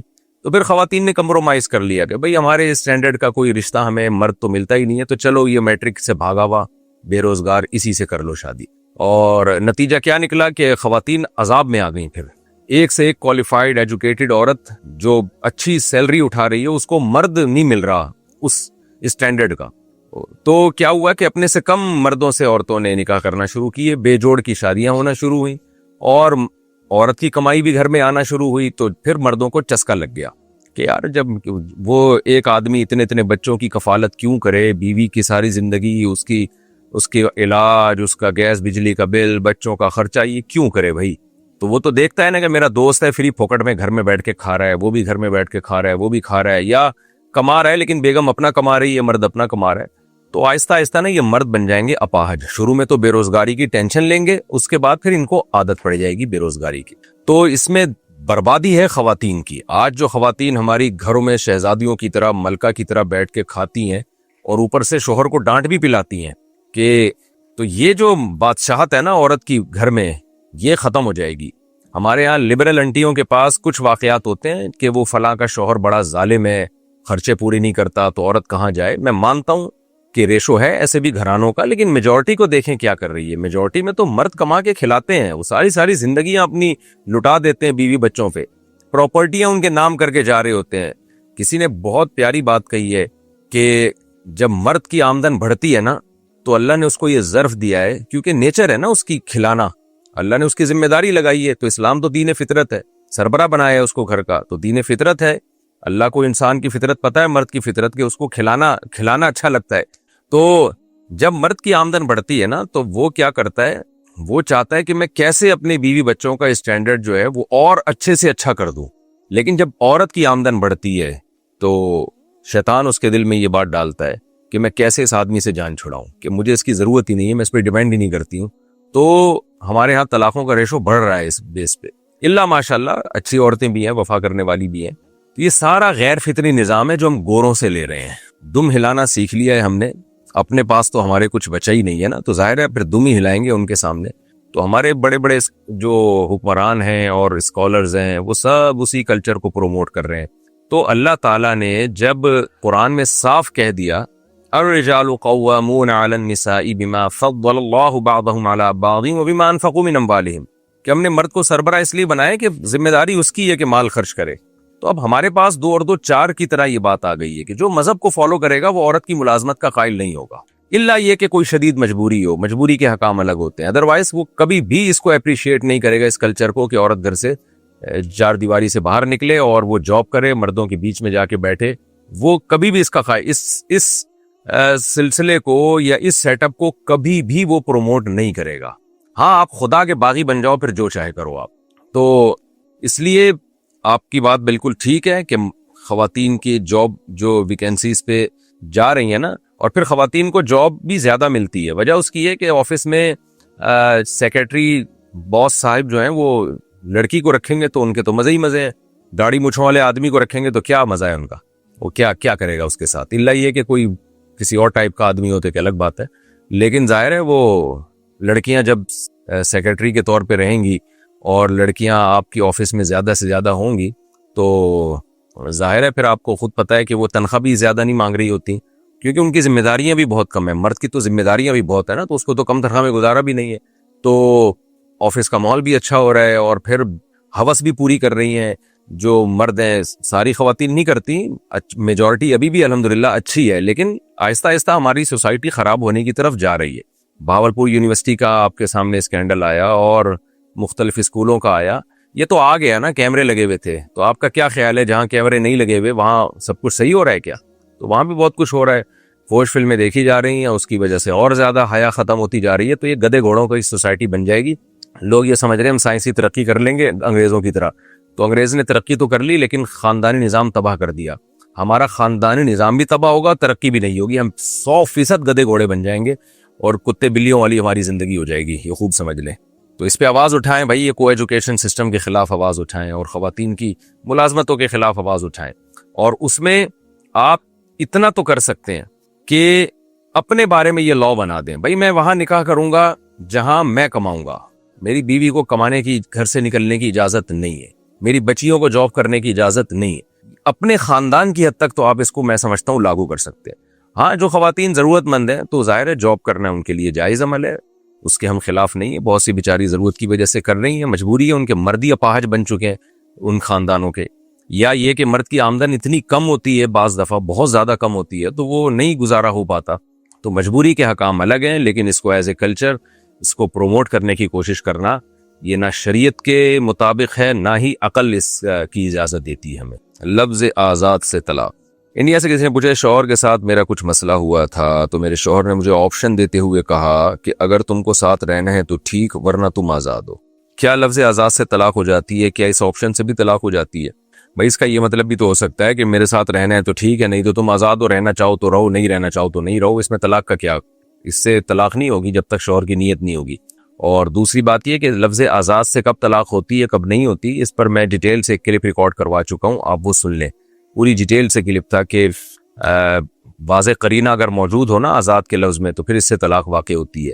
بعض دفعہ بائن طلاق ہوتی ہے، بعض دفعہ رجعی طلاق ہوتی ہے. پوری ڈیٹیل کے ساتھ میں کلپ ریکارڈ کروا چکا ہوں. آپ لکھیں کہ لفظ آزاد سے طلاق اور مفتی طارق مسعود، اس طرح کر کے سرچ کریں گے تو وہ پوری ڈیٹیل سے ایک مسئلہ آ جائے گا. لیکن آپ کو نہیں ہوئی ہے ان الفاظ میں ہمیشہ آزاد کا لفظ استعمال کرنے سے طلاق نہیں ہوتی. تو یہاں بھی ایسا ہی ہے کہ وہ تو ویسے ہی کہا ہے انہوں نے. لیٹ کر بیان سننا. سید ریحان علی انڈیا سے کہتے ہیں میں رات کو سونے سے پہلے بیان سنتا ہوں. میں نے مسجد میں کئی بار امیر صاحب کو کہتے ہوئے سنا ہے کہ بیان سننے کا جو طریقہ ہے اس طریقے سے بیٹھیں. تو ہم جو موبائل میں بیان سنتے ہیں تو کیا وہ لیٹے ہوئے سن سکتے ہیں؟ یہ مسجد میں جب آپ بیان سنیں تو لیٹ کے تو نہ سنیں نا، بلکہ ٹیک بھی نہ لگائیں، تمیز سے مجمع میں آگے بیٹھیں آگے پھر سنیں. لیکن اگر گھر میں بیان سن رہے ہیں تو لیٹ کے بھی سنا جا سکتا ہے موبائل میں، اس میں کوئی حرج نہیں ہے. قضا نمازیں اور روزوں کی ادائیگی. پروین صاحبہ انڈیا سے پوچھتی ہیں پہلے ہمیں دین کی اتنی سمجھ نہیں تھی، اب ہمیں احساس ہوا ہے کہ نماز روزے کی دین میں بہت اہمیت ہے. ماضی میں جو نماز روزے چھوٹ گئے ان کو کیسے پورا کریں؟ ہمیں تو معلوم ہی نہیں کہ ان کی تعداد کتنی ہے، برائے مہربانی رہنمائی فرما دیں. جی یہ قضا کرنے پڑیں گے آپ کو اور توبہ استغفار بھی کریں. تو اس کا طریقہ میں نے یوٹیوب پہ ریکارڈ کروایا ہوا ہے، قضائے عمری کا طریقہ. آپ لکھیں قضائے عمری کا طریقہ مفتی طارق مسعود تو وہ کلپ آ جائے گا. پوری ڈیٹیل سے اس میں نے بتایا ہے کہ نمازوں کا حساب کیسے لگائیں، ان کو کیسے پڑھیں ہم. جعلی ڈگری بنانے کی آمدنی. ضلع اٹک سے کسی نے پوچھا ہے میں پیسے لے کر میٹرک کی ڈگری بناتا ہوں تو کیا اس کی معافی ہو سکتی ہے؟ اس کے پیسوں کا کیا حکم ہے؟ حرام پیسے ہیں بھائی، جعلی ڈگریاں بنا کے دے رہے ہو بھائی جان. تو جتنے پیسے لیے ہیں وہ بھی صدقہ کریں. آپ ایک دم سے صدقہ کرنا ممکن نہیں ہے، پہلے تو کوشش کریں جن سے لیے ان کو واپس کر دیں یا صدقہ کر دیں. تو صدقے میں یہ کہ تھوڑے تھوڑے کر کے صدقہ کر دیں اور آئندہ یہ کام نہ کریں. آپ معافی ہو سکتی ہے، اللہ سے توبہ استغفار کریں، معافی مانگیں، یہی ہو سکتا ہے. سنت مؤکدہ پر اشکال. انویز لاکھانی انڈیا سے پوچھتے ہیں ایک صاحب کا کہنا ہے کہ سنت مؤکدہ پڑھنا ضروری نہیں ہے. حضور صلی اللہ علیہ وسلم نے تو تہجد کی نماز بھی اہتمام سے پڑھی ہے مگر وہ ضروری نہیں، رہنمائی فرمائیں. تہجد ہر شخص پر لازم کرنا اس میں چونکہ حرج ہے، اس لیے تہجد کو اللہ تعالی نے نبی صلی اللہ علیہ وسلم پہ لازم کیا تھا، چاہے وہ سنت مؤکدہ ہونے کی صورت میں ہو یا واجب ہونے کی. کیونکہ بعض علماء کے نزدیک تو ان کے نزدیک رائے تو یہ کہ تہجد نبی پہ واجب تھی. تو عام سنت مؤکدہ وہ اتنا اس میں حرج نہیں ہوتا جتنا تہجد میں لوگوں کو نیند قربان کرنی پڑتی ہے، اس لیے اس کو سنت ہی رکھا گیا. تو باقی جو سنتیں ہیں وہ تو ان میں پڑھنے میں تو کوئی حرج نہیں ہے. فجر سے پہلے کی 2 سنتیں ہیں، ظہر سے پہلے کی 4 سنتیں، ظہر کے بعد کی 2 سنتیں، اسی طرح مغرب کے بعد کی 2 سنتیں، عشاء کے بعد کی 2 سنتیں، یہ مؤکدہ ہیں.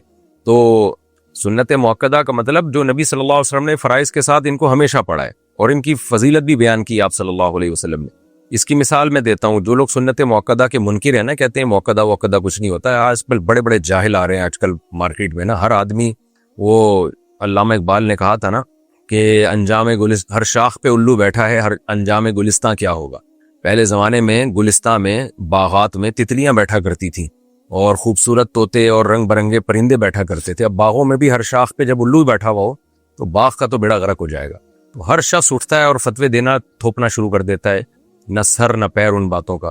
اور عوام کے پاس چونکہ بالکل ہی علم نہیں ہے, پہلے زمانے میں دنیا کا علم نہ بھی ہو تو کچھ نہ کچھ دین کا علم ہوتا تھا, اب تو وہ بالکل ہی ختم کر دیا. ہمارے یونیورسٹیوں میں اسکولوں میں پڑھاتے کیا ہیں اسلامیات, صرف وہ پڑوسیوں کے حقوق اور 2-4 دعائیں سکھا دیتے ہیں. پراپر وے میں جو علم ہے وہ تو نہ اسکولوں میں رہا نہ یہ صرف مدرسوں میں رہا ہے. مدرسوں میں تو بہت یعنی 8-8 سال لوگوں کو جا کے لگانے پڑتے ہیں, اور علماء سے ویسے ہی لوگ دور بھاگ رہے ہیں کہ جو ان کو پتہ نہیں ان کو ایسا کر دیا کہ جیسے ان کے سر پہ سینگ ہے.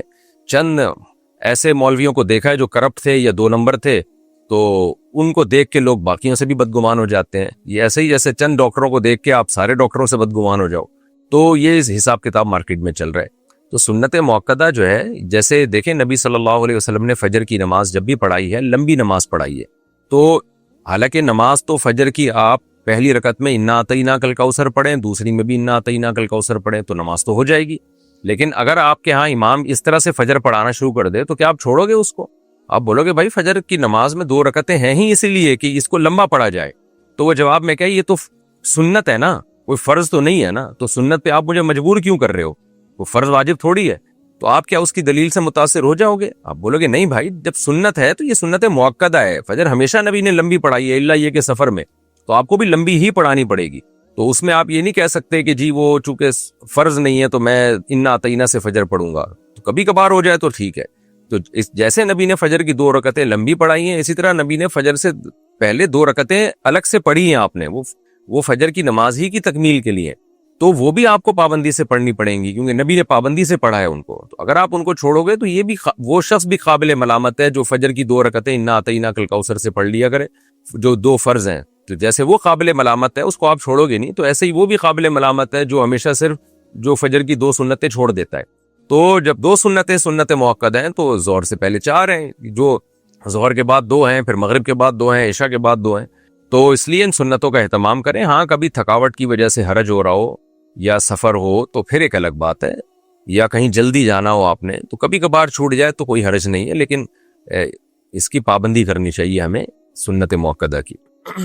باقی تہجد کا میں نے بتا دیا کیونکہ وہ مشکل نماز ہے اور اس میں گہری نیند کو قربان کرنا پڑتا ہے. تو سنت موقدہ جب اس میں کوئی بہت زیادہ مشکل ہو تو پھر وہ موقدہ نہیں رہتی, کیونکہ فرض واجب تو نہیں ہے نا وہ.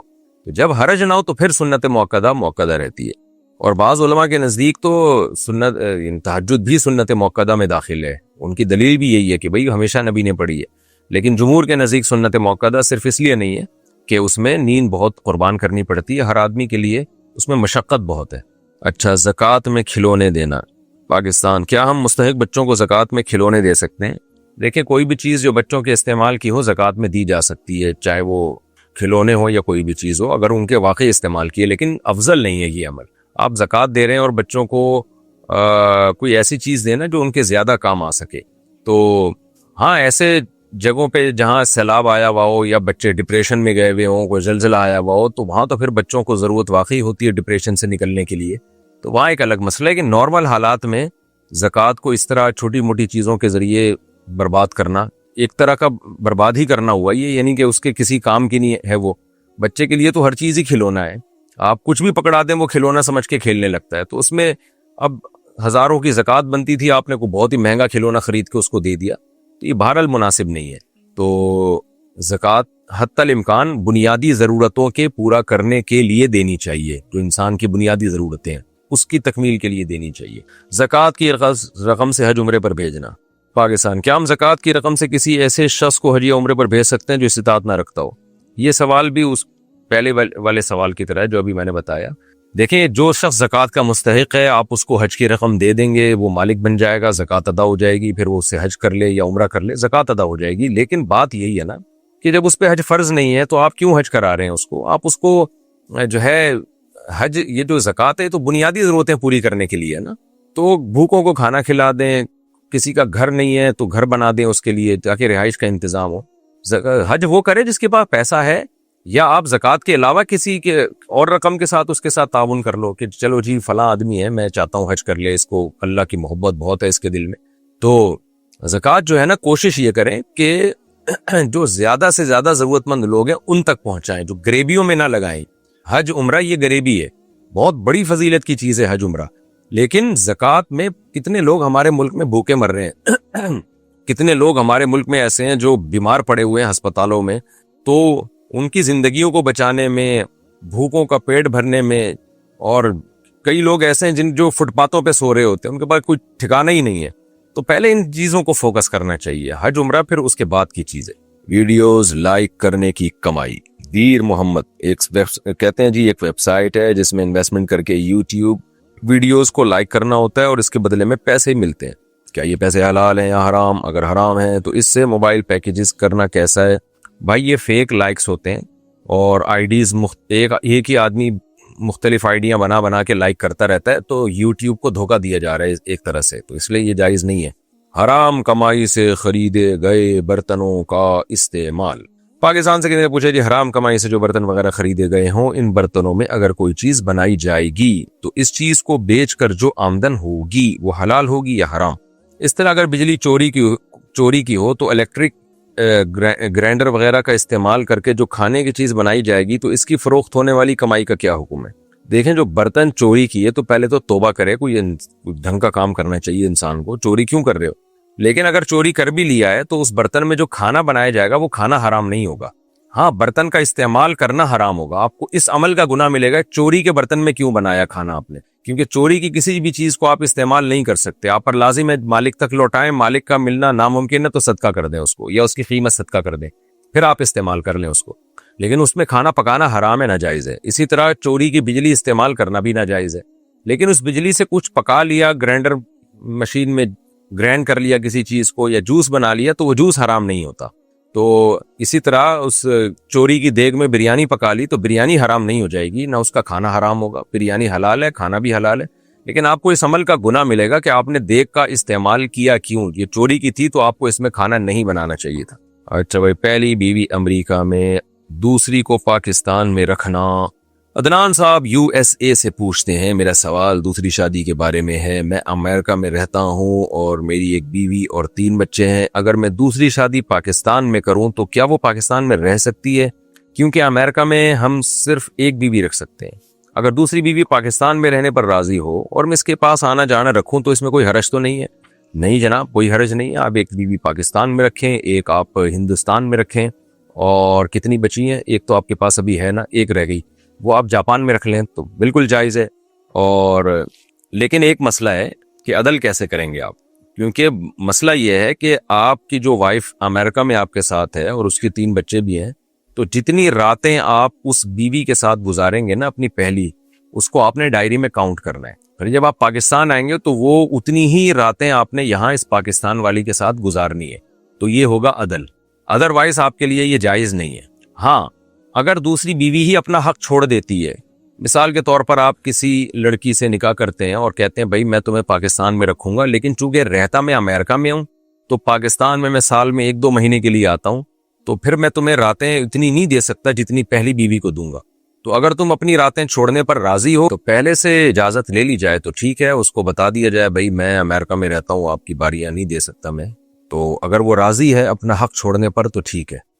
لیکن اس میں ایک مسئلہ یہ ہے کہ شروع میں وہ راضی ہو گئی، بعد میں وہ کہنے لگی کہ نہیں بھائی میں اپنا حق نہیں چھوڑتی، آپ مجھے پراپر باریاں دیں، تو پھر آپ کو دوبارہ دینی پڑیں گی باریاں. لیکن پھر آپ کے پاس یہ چانس ہوگا کہ یہ آپشن ہوگا آپ کے پاس کہ بھائی میں تو تم سے شادی اس بیس پہ کی تھی کہ میں امریکہ میں رہتا ہوں، تم پاکستان میں 1-2 مہینے کے لیے تمہارے پاس ٹائم گزار سکتا ہوں، اب میں زیادہ ٹائم گزار نہیں سکتا، میری جاب ہے وہاں پہ تو میں معذور ہوں. تو پھر بھی وہ کہے نہیں جی مجھے اتنی باریاں چاہیے، تو پھر آپ کے پاس ڈیورس کا حق ہوگا کہ ٹھیک ہے بھائی ہماری شادی جس بیس پہ ہوئی تھی میں یعنی اس بیس پہ رہنا ممکن نہیں ہے، تو ٹھیک ہے. تو پھر اگر وہ طلاق مانگتی ہے نا اس بیس پہ تو پھر آپ کو طلاق دینی پڑے گی اس کو. اس لیے میں اس قسم کی شادیوں کو اپریشیٹ نہیں کرتا. اس میں یہی ہونا چاہیے کہ برابر ہی والا معاملہ صحیح ہوتا ہے. البتہ پھر ایک دوسری طرف یہ بھی ہے کہ بہت سی لڑکیاں کو ضرورت ہے، ان کو رشتے ہی نہیں مل رہے ہوتے، اور مردوں کو بھی ضرورت ہوتی ہے کہ وہ جب آتے ہیں سفر پہ تو ان کو بیوی نہیں ہوتی، گناہوں کا خطرہ ہوتا ہے ان کو. تو پھر اس میں بہتر راستہ یہ ہوتا ہے کہ آپ جب کسی خاتون سے اس طرح نکاح کریں نا تو اس کو آپ یہ کہہ دیں کہ میرے لیے تمہیں باری دینا ممکن نہیں ہے، میری جاب کی نیچر اس ٹائپ کی ہے، لیکن جب میرے لیے ممکن ہوا تو میں تمہیں اتنی ہی باریاں دوں گا جتنی پہلی بیوی کو دے رہا ہوں. یعنی ہمیشہ کے لیے کوئی قانون ضابطہ نہ بنایا جائے, اس میں بڑے مسائل ہیں, کیونکہ مرد نا پھر بیوی کو لٹکا کے چھوڑ دیتا ہے, اس کو پتہ ہی تو بیچاری مجبور ہو کے اس نے شادی کی ہے, تو بعد میں پھر وہ ٹائم دیتا ہی نہیں ہے. شروع میں تو جوش ہوتا ہے, نئی نئی دلہن آئی ہوتی ہے, اس کے بعد پھر وہ اس کو بالکل لٹکا دیتا ہے. تو یہ ایگریمنٹ ہو جائے کہ بھائی دیکھو میری مجبوری ہے, میں جاب کر رہا ہوں, میرے لیے 1-2 مہینے سے زیادہ پاکستان آنا پاسبل نہیں ہے, تو جب تک یہ مجبوری رہے گی تو میں 1-2 مہینے ہی رہوں گا تمہارے پاس. جب یہ مجبوری ختم ہو جائے گی, اللہ نے مجھے سہولت دے دی, کچھ وسائل پیدا ہو گئے, تو پھر میں جتنا ٹائم پہلی کو دے رہا ہوں اتنا ہی تمہیں بھی دوں گا. اس طرح کا ایگریمنٹ کیا جائے. اور اس میں جو مالدار لوگ ہیں ان کے لیے تو ایک آسانی یہ بھی ہے کہ بھئی میں تمہیں اس کے بدلے میں پیسے بھیج رہا ہوں, یعنی جو تمہیں مالی سپورٹ کر رہا ہوں میں. تو بعض عورتوں کو پھر یہ ہوتا ہے کہ وہ اگر ایسے آپشن کو ٹھکرا دیں تو ان کو یہ خطرہ ہوتا ہے کہ نہ ہم پیسوں کے رہیں گے نہ میاں ملے گا ہمیں. تو وہ کہتی ہیں چلو میاں پورا نہیں مل رہا, 1/4 مل رہا ہے, لیکن اس کے بدلے میں ہمارا ایک معاشی کفالت تو ہو رہی ہے نا اچھے طریقے سے. تو اس طرح کیا جا سکتا ہے. ایپ سے ملنے والا منافع. پاکستان سے کسی نے پوچھا ایک ایپ ہے جس میں $100 انویسٹ کرنے سے کچھ نفع ملتا ہے جو کہ فکس نہیں ہوتا, کبھی کتنا, یہ جائز ہے یا نہیں؟ بھائی صرف اتنا کافی نہیں ہے نفع کے حلال ہونے میں کہ فکس نہ ہو, تو وہ تو سود بھی بعض دفعہ بغیر فکس ہوئے دیا جا سکتا ہے. اب میں آپ سے کہتا ہوں کہ مجھے 1 لاکھ روپے دو, ہر مہینے میں آپ کو پروفٹ دوں گا, ہر مہینے میں آپ کو کچھ پیسے دوں گا, تو آپ پوچھتے ہو کس بیس پہ دو گے بھائی, کیا کاروبار میں لگا رہے ہو, کیا کر رہے ہو؟ آپ کہلے اس سے آپ کو غرض نہیں ہونی چاہیے, بس آپ مجھے 1 لاکھ روپے دو, ہر مہینے میں آپ کو کچھ دے دوں گا. تو آپ کہو گے یہ سود ہے, تو میں جواب میں کہوں گا نہیں, کبھی 5 دوں گا تو کبھی 10 دوں گا. ظاہر یہ حرام ہے. تو سود کے لیے یہ ضروری نہیں کہ متعین ہو, غیر متعین بھی سود ہو سکتا ہے. تو یہ ایپ میں کیا بزنس کیا ہو رہا ہے, یہ لوگ پیسے کہاں انویسٹ کرتے ہیں اور پرسنٹیج کے لحاظ سے آپ کو دیتے ہیں یا کس لحاظ سے دیتے ہیں, یہ ڈیٹیل جب تک معلوم نہیں ہے تو انویسٹمنٹ ناجائز ہے. تو جب یہ ڈیٹیل معلوم ہو تو وہ بتائیں, پھر اس کے حساب سے ہم جواب دیں گے. اسلامک کریڈٹ کارڈ, یہ مسئلہ پھر دوبارہ پوچھا, میں انشاءاللہ بتاؤں گا. طلاق کا اطلاق کب سے ہوگا؟ انڈیا سے کسی نے پوچھا ہے. شوہر نے کسی کو کہا کہ میں نے اپنی بیوی کو طلاق دے دی ہے, تو اب اس نے کہا جب طلاق ہوگی یا جب بیوی کو پتہ چلے گا جب ہوگی؟ جب اس نے کہا تو اسی وقت سے طلاق ہوتی ہے. بیوی کو پتہ بے شک 2 مہینے بعد چلے, تو جب شوہر نے یہ الفاظ نکال دیے زبان سے تو اس وقت طلاق ہو گئی. اچھا, غیر محرم مرد سے پردہ, غیر محرم مرد کو دیکھنا.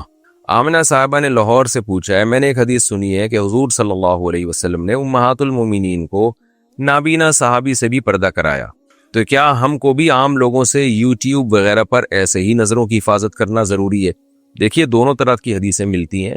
یہ بھی حدیث میں ملتی ہے کہ نبی صلی اللہ علیہ وسلم نے اپنی ازواج کو کسی مرد کی طرف دیکھنے سے منع کیا, لیکن دوسری طرف یہ حدیث بھی ملتی ہے کہ آپ نے ایک صحابیہ کو حکم دیا کہ عدت گزاریں عبداللہ ابن ام مکتوم کے گھر میں, کہ وہ نابینا ہے کیونکہ ان کی نظر نہیں پڑے گی. لیکن ظاہر ہے جو صحابی عدت گزار رہی تھیں ان کی نظر تو پڑے گی نا, تو اس کی نبی نے رعایت نہیں کی, اس کا اعتبار نہیں کیا. اسی طرح آپ صلی اللہ علیہ وسلم نے حضرت عائشہ رضی اللہ تعالی عنہا کو حبشیوں کا کھیل دکھایا ہے مسجد نبوی میں. تو ان تمام احادیث سے پتہ چلتا ہے, علماء نے یہ استدلال کیا. اسی طرح قرآن میں آتا ہے قل للمؤمنات یغضضن من ابصارهن, مومن عورتوں سے کہیں اپنے نظروں کی حفاظت کریں. تو مومن عورتوں کو بھی چاہیے نظر کی حفاظت کریں, فضیلت کی بات تو یہی ہے. اور نبی نے جو اپنی زوجہ کو حکم دیا کہ عبداللہ بن ام مکتوم سے پردہ کریں, یعنی پردہ کرنے کا مطلب ان کو مت دیکھیں, تو یہ بھی احتیاط کی بیس پہ اور تقوی کے اعلیٰ درجے کی بیس پہ. اور اگر مرد یہ چاہتا ہے کہ میری بیوی کسی مرد کو نہ دیکھے, شوہر یہ چاہتا ہے, تو پھر عورت پر لازم ہے کہ اپنے شوہر کی اطاعت کرے وہ. تو باقی دیکھنا جائز ہے یہ نہیں, تمام احادیث کو ہم سامنے رکھتے ہیں, تو جہاں ضرورت ہوگی وہاں دیکھنا جائز ہے, اور جہاں ضرورت نہیں ہے تو وہاں دیکھنا ناپسندیدہ ہے لیکن حرام نہیں ہے. حرام صرف وہاں ہے جہاں پر خطرہ ہو عورت کو, کہ دل میں فتنے کا خطرہ ہو, شہوت پیدا ہونے کا خطرہ ہو, عشق معاشقے کا خطرہ ہو. تو اس لیے میں بار بار کہتا ہوں کہ جن خواتین کو کسی مرد کو دیکھنے سے اس کی طرف اٹریکشن ہو رہی ہے, دل میں خیالات آ رہے ہیں اور جو ہے وہ جذبات مشتعل ہو رہے ہیں, تو ان کے لیے دیکھنا بالکل جائز نہیں ہے. یہ یوٹیوب کی دنیا, فیس بک, واٹس ایپ, اس نے بہت لوگوں کو, مردوں کو, عورتوں کو عشق معاشقے میں مبتلا کر کے ان کی زندگیاں تباہ کر دی ہیں. بعض دفعہ کوئی مذہبی اسکالر ہوتا ہے جس کو دیکھنے سے دل میں خیالات آ رہے ہوتے ہیں, کسی لڑکی کے دل میں خیال آ رہے ہوتے ہیں اور اس کے بارے میں جذبات مشتعل ہو رہے ہوتے ہیں, تو اس لڑکی کے لیے اس مذہبی اسکالر کو سننا بھی حرام ہے, ناجائز. تو بلکہ صرف دیکھنے سے نہیں, بعض دفعہ صرف سننے سے بھی عشق پیدا ہوتا ہے. ایسے واقعات ہیں کہ کسی کو صرف سنا کرتے تھے اور اس کی آواز میں اتنی اٹریکشن تھی کہ اس پہ لٹو ہو گئے. تو جہاں بھی ذرا سا فتنے کا اندیشہ ہوگا نا تو وہاں فوراً اس پہ پابندی لگائی جائے گی، کیونکہ اللہ تعالیٰ نے عورت کے لیے صرف اس کا شوہر اور شوہر کے لیے صرف اس کی بیوی کو رکھا ہے. اس کے علاوہ تمام راستے اپنی ڈیزائرز کو پوری کرنے کے یا وہ تمام راستے جو شہوت کو برانگیختہ کرتے ہیں ان پر اللہ نے سورہ نور میں پابندی لگائی ہے، سورہ حجاب میں بھی اور سورہ نور میں بھی. تو اس لیے ایک پاکیزہ معاشرہ اللہ تعالیٰ چاہتے ہیں. تو جہاں بھی ذرا سا فتنے کا اندیشہ ہوگا وہاں پابندی لگائے. وہاں عورت کے لیے دیکھنا جائز نہیں ہوگا، مرد کے لیے بھی عورت کو دیکھنا جائز نہیں ہوگا، عورت کے لیے بھی مرد کو دیکھنا جائز نہیں ہوگا. باقی دونوں میں فرق اس لیے کیا جاتا ہے کہ مرد جب عورت کو دیکھتا ہے تو فتنے کا اندیشہ زیادہ ہوتا ہے، عورت جب مرد کو دیکھتی ہے تو اس کا ریشو کم ہے فتنے کا. تو لیکن حکم دونوں کا سیم ہی ہے. چلو بھائی، غیر محرم کی قبر کی زیارت. کیا غیر محرم عورت کی قبر کی زیارت کر سکتے ہیں؟ قبرستان میں جب زیارتیں ہوتی ہیں قبروں کی جو نبی نے حکم دیا تو وہاں سارے محرم تھوڑی لیٹے ہوئے ہوتے ہیں، محرم بھی نامحرم بھی یہ سبھی ہوتے ہیں. تو ہو تو سکتی ہے، لیکن کیوں کر رہا ہے بھائی؟ کوئی غیر محرم خاتون ہے تو ان کی قبر کی زیارت کیوں کر رہے ہیں؟ اگر کوئی وہ خاتون ہے جنہوں نے اس کو پالا ہے بچپن میں ماں بن کے تو چلو ٹھیک ہے، ایک رشتہ قائم ہو گیا. یا غیر محرم تھیں لیکن یہ کہ ان پر اس پہ بہت احسانات تھے ان کے مالی لحاظ سے، تو چلو ایک رشتہ قائم ہو گیا، تو کبھی گیا ہے قبرستان تو اسپیشل ان کی قبر پہ چلا گیا، کبھی میں دعا کر لیتا ہوں. تو کوئی واقعی بات ہو تو ٹھیک ہے، ورنہ بلا وجہ کسی غیر محرم کی قبر پہ جانا اس کی کوئی لاجک بنتی نہیں ہے. لڑکیوں کا کو ایجوکیشن میں پڑھنا. سہیل صاحب سوال سے پوچھتے ہیں، آپ سے پوچھنا تھا کہ اگر لڑکیوں کے لیے الگ کوئی یونیورسٹی نہ ہو تو کیا یہ جائز ہے کہ وہ کو ایجوکیشن میں پڑھ لیں؟ میری بہن الٹرا ساؤنڈ پڑھنا چاہتی ہے اور اس کو اور کچھ پڑھنے کی اجازت نہیں جس میں کوئی فائدہ نہ ہو. اس کے بہت فسادات ہیں کو ایجوکیشن میں پڑھنے کے، اس لیے آپ نے سوال سے مسئلہ پوچھا ہے. آپ دیکھیں جو بھی لوگ ہیں مسلمان ہیں ان کی ذمہ داری ہے کہ وہ اس حکومت پہ دباؤ ڈالیں کہ بھی ہمیں لڑکیوں کے لیے الگ کالج چاہیے، لڑکیوں کے لیے الگ یونیورسٹی چاہیے. حکومت تو دیکھتی ہے لوگ کیا چاہتے ہیں، جب دیکھتی ہے حکومت کے لوگوں کو اس پہ کوئی اشکال نہیں ہے تو پھر حکومت کیوں الگ سے خرچہ کرے گی الگ یونیورسٹی بنانے کی. تو اس سسٹم کو ایجوکیشن سسٹم کو ختم کرنا چاہیے. میں نے ایک بیان بھی کیا تھا کہ مجھے KPK میں کو ایجوکیشن سسٹم دیکھ کے بہت تکلیف ہوتی ہے. اس کو بعض لوگوں نے غلط رخ پہ لے کر گئے کہ کیوں بھئی KPK میں کیوں ہوتی ہے پنجاب میں کیوں نہیں ہوتی. حالانکہ وہ میں نے KPK کی تعریف میں کہا ہے، وہ جملہ پشاور والوں کی تعریف میں کہا تھا کہ کیونکہ وہاں بھی غیرت اور پردہ اور خاندانی نظام یعنی یہ پشاور اور کوئٹہ اور بلوچستان جو ہے نا ان میں پنجاب کی نسبت زیادہ مضبوط ہے. حیا کا اور پردے کا رواج پنجاب کی نسبت زیادہ ہے. تو جہاں زیادہ خیر ہوتی ہے وہیں شر دیکھ کے زیادہ تکلیف ہوگی نا. تو وہ میں نے تعریف میں کہا تھا، لیکن بعض لوگوں نے اس کو بھی پتہ نہیں ہے کہ وہ نیگیٹو وے میں لے کر گئے اور میرے خلاف پروپیگنڈا کرنے کی کوشش کی ہے. تو سوات کا ماحول ہے یا پشاور کا ماحول ہے، یہ پردے کا ماحول ہے. یہاں کو ایجوکیشن سسٹم میں آپ تعلیم کو جب فروغ دیں گے تو اس سے حیا کا اتنا خوبصورت جو ایک نظام بنا ہوا ہے وہ نظام کی دھجیاں اڑیں گی، اور ایک مضبوط جو خاندانی نظام ہے جس میں بچیاں باپ کی اطاعت کرتی ہیں، بھائیوں کا احترام کرتی ہیں، شادی کے بعد اپنے شوہر کا احترام کرتی ہیں اور اپنے ماں باپ کی خدمت کرتی ہیں. یہ سارا سیٹ اپ جو ہے یہ جب حیا ختم ہوتی ہے نا تو سب کچھ ختم ہو جاتا ہے. یہ خوب سمجھ لیں. اور حیا کیسے ختم ہوتی ہے؟ اسی طرح تو ختم ہوتی ہے، مرد اور عورتوں کو لڑکے لڑکیوں کو اکٹھے بٹھا دو. تو اس لیے یہ بڑا خطرناک سسٹم ہے، اس کے خلاف آواز اٹھانی چاہیے. اور میرا خیال ہے جو میرے خلاف پروپیگنڈا جو لوگ کر رہے ہیں نا وہ بھی شاید اس لیے کر رہے ہیں کہ میں خاندانی نظام کے مضبوط کرنے کی بات کرتا ہوں. تو وہ تمام سیکولر قوتیں جو یہ سمجھتی ہیں کہ KPK میں اور بلوچستان وغیرہ میں یہ خاندانی نظام کو توڑ دینا چاہیے، تو ان کو اب شاید مجھ سے دشمنی ہو گئی ہے. میرے بیانات کے مختصر کلپ نکال کے نا غلط رخ پہ لے جاتے ہیں اور اس کے خلاف میرے خلاف پھر پروپیگنڈا کر رہے ہیں. تو اب جو آپ نے مسئلہ پوچھا ہے تو آپ کی سسٹر پڑھنا چاہتی ہیں کو ایجوکیشن میں، تو مجبوری میں جائز تو ہے، لیکن کس کو کتنا فتنے کا اندیشہ ہے یہ فیصلہ میں نہیں کر سکتا. یہ آپ کی سسٹر، آپ کے والدین اور آپ خود یہ فیصلہ کریں گے. مفتی کا کام تو یہ بتانا ہوتا ہے کہ جہاں فتنے کا اندیشہ ہے وہاں عورت کے لیے جانا جائز نہیں ہے. اب آپ کو اپنی سسٹر کے حالات زیادہ اچھی طرح سے پتہ ہوں گے، نگرانی کتنی ہے، آپ کتنی نگرانی کرتے ہیں، پھر ان میں پڑھائی کا جذبہ کتنا ہے. جن کو پڑھائی کا زیادہ شوق ہوتا ہے وہ صرف پڑھائی ہی کو فوکس کرتے ہیں، وہ دائیں بائیں نہیں جاتے. تو یہ سب باتیں آپ بہتر جانتے ہیں. اللہ نے عورت کا ولی اس کے بھائی کو، اس کے باپ کو بنایا ہے، تو وہ زیادہ بہتر فیصلہ کر سکتے ہیں. تو اگر آپ سمجھتے ہیں کہ فتنے کا اندیشہ نہیں ہوگا اور ان کو پڑھائی کا شوق بھی بہت زیادہ ہے تو پڑھا سکتے ہیں آپ. اور اگر آپ سمجھتے ہیں کہ ماحول اتنا خراب ہے کہ بگڑنے کا اندیشہ زیادہ ہے تو پھر اجازت نہ دیں آپ. دوران حمل کون سی صورتیں پڑھیں؟ انڈیا. کسی نے مجھے بتایا کہ حمل کے شروع کے 3 مہینے میں سورہ ابراہیم، درمیان کے 3 مہینے میں سورہ یوسف اور آخر کے 3 مہینے میں سورہ مریم پڑھنی چاہیے. میں یہ جاننا چاہتی ہوں کیا یہ صحیح ہے، اس کی کیا فضیلت ہے؟ دوسرا یہ کہ دوران حمل کیا بال نہیں کاٹنے چاہیے؟ ایسا کچھ بھی نہیں ہے، یہ سب باتوں کا کوئی ثبوت نہیں ہے. بس عورت کو پریگننسی ہے تو اللہ سے دعا مانگے اور اے اللہ مجھے نیک صالح اولاد عطا فرما، صحت مند اولاد عطا فرما اور اس کو دین کا داعی بنا، تو یہ دعائیں مانگنی چاہیے. قرآن کہتا ہے نا فلما اثقلت دعوا اللہ ربہما لئن آتیتنا صالحا لنکونن من الشاکرین.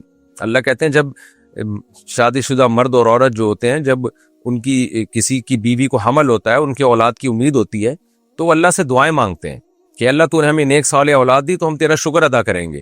تو شکر بھی ادا کرنا چاہیے، اللہ سے دعا بھی مانگنی چاہیے. باقی کوئی وظیفہ پڑھنا چاہیں، سورہ مریم پڑھنا چاہیں تو کوئی حرج نہیں ہے اس میں، لیکن یہ کہ شروع کے 3 مہینے یوں آخر کے یہ ان کا کوئی ثبوت نہیں ہے. تو اس لیے دعاؤں کو زیادہ فوکس کرنا چاہیے اور دعائیں مانگنی چاہیے. باقی دوران حمل بال بھی کاٹے جا سکتے ہیں، اس میں کوئی حرج نہیں.